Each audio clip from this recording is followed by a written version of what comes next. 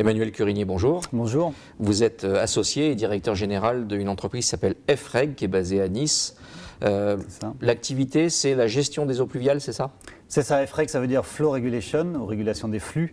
Et effectivement, l'activité, c'est d'améliorer la gestion des ruissellements et des eaux pluviales dans les réseaux. Quelle est l'offre de service que vous déployez? C'est destiné à quel type de clientèle? Alors on a développé un clapet régulateur qui permet d'utiliser les conduites qu'on a sous nos pieds, qui collectent les eaux de pluie, pour améliorer leur fonctionnement. Donc on s'adresse soit aux promoteurs ou aux aménageurs publics qui vont imperméabiliser les sols pour leur offrir une possibilité de gérer ces ruissellements sans avoir recours à des bassins de rétention qui sont très chers et pas toujours faciles à positionner. Ou bien on s'adresse aux exploitants de réseaux, cette fois de réseaux existants, pour améliorer leur fonctionnement et réduire tous les rejets polluants de temps de pluie.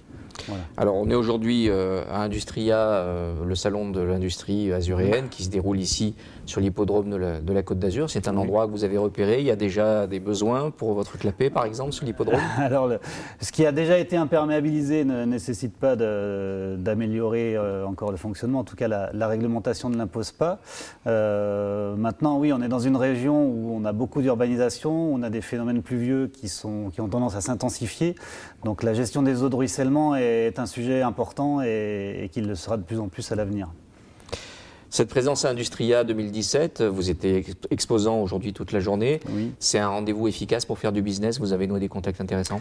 Alors, notre siège est à Nice, donc c'est important d'être présent sur les rendez-vous importants de la Côte d'Azur. Donc, on est content d'être là. On a rencontré effectivement un certain nombre de clients et de bureaux d'études intéressés. Donc, oui, c'est toujours pertinent d'être à cet endroit-là aujourd'hui. Les objectifs pour l'entreprise cette année, c'est quoi? Alors aujourd'hui, ce qui est important, comme on est sur de l'innovation, c'est de se faire connaître, donc d'être de plus en plus visible. Là, on va travailler avec Nice, avec la métropole Nice-Côte d'Azur pour mettre en place un démonstrateur à partir du début de l'année prochaine. On a des gros projets qui sortent avec Marseille également. Donc l'objectif de chiffre d'affaires l'année prochaine va tourner autour de 300 000 à 400 000 à peu près. Voilà. La priorité du moment, une installation de ce démonstrateur, c'est vraiment ça la priorité? C'est la priorité, oui, sur Nice et sur Antibes également. On a un démonstrateur en projet et quelques projets importants à Marseille également. Voilà. Donc, mais la priorité du moment, c'est effectivement plutôt sur Nice.